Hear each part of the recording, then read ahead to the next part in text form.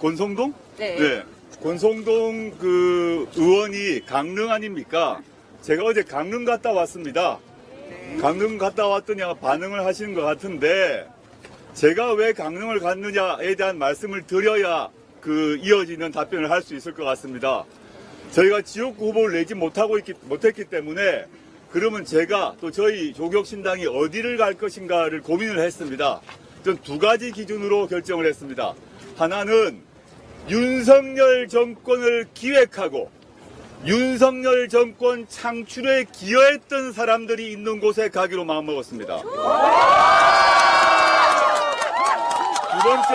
두 번째, 윤석열 정권 출범 이후에 윤석열 정권의 실정과 비리에 책임 있는 사람들이 출마한 곳을 가야겠다고 마음먹었습니다. 그 두 가지 기준을 생각해 보았더니 바로 말씀하셨던 강릉의 권성동 후보가 두 가지 기준을 모두 충족한 후보였습니다. 스스로 자신이 친윤 중에 친윤이라고 자랑하는 분이었고, 윤석열 대통령을 대통령으로 만들기 위해서 노력했음을 자랑하는 분이었고, 그 후에 윤석열 정권 하에서 당에서 책임 있는 사람이었습니다. 그러면 지난 2년간 우리 국민들이 윤석열 정권의 무도함과 무능함과 무책임함과 무지함에 대해서 지긋지긋한데, 그에 책임지고 불출마하기는커녕 지금 나와서 또 출마하겠다는 거죠. 그래서 강릉 어제 갔다 왔고요. 갔다 왔더니 강릉에서 웬일로 정말 강릉에서 정치적 이런 행사를 하는데 정말 많은 분이 모이셔서 저도 깜짝 놀랐는데, 그랬더니 지금 그 권성동 의원께서 저를 보고 극단주의 세력이라고 얘기를 했다고 합니다. 극단주의. 웃음이 나옵니다. 네, 정말 웃음이 웃음이 나옵니다. 우리나라에서 가장 극단적인 사람이 누구냐? 첫째, 한동훈!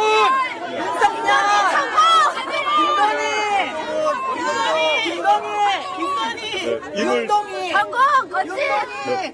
이미 답을 다 알고 계실 것 같은데 몇 가지 예만 들어보겠습니다. 극단적으로 책임이 없거나, 극단적으로 무책임하거나, 극단적으로 무능하거나 무지한 사람의 예를 들어보겠습니다. 대한민국에서 많은 사람들이 다 알고 있는 것이 있습니다. 대파 한 달이 얼마입니까? 875원! 그것을 모르는 것은 극단적으로 무지한 거죠. 그런 사람이 극단주의자입니다. 두 번째, 주가 조작을 해가지고 자신의 생모와 함께 23억의 수익을 얻은, 극단적 수익을 얻은 사람이 누굽니까? 그 두 분이 극단적인 것입니다.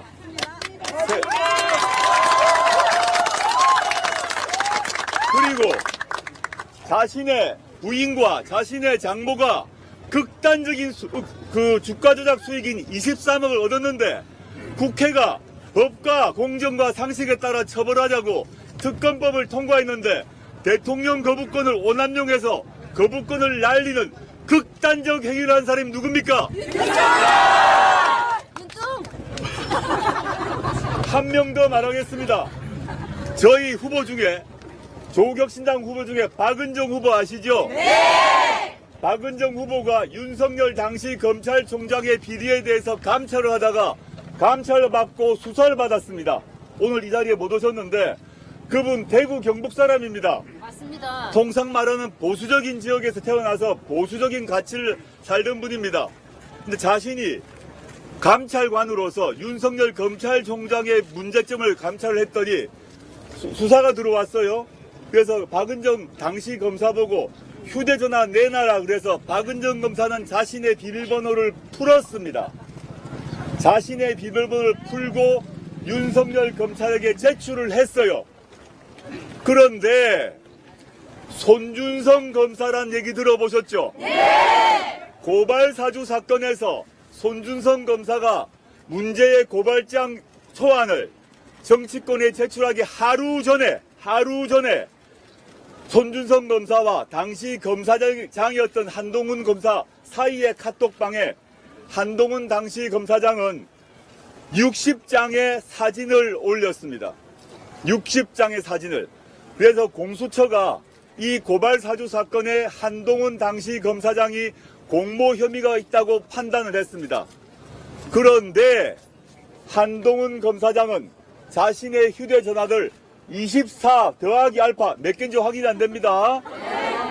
여러분 중에 휴대전화 비밀번호를 24자리 설정한 분 있습니까? 자기의 휴대전화 번호의 비밀번호를 24자리 이상으로 설정하는 극단적 행위를 한 사람이 한동훈입니다.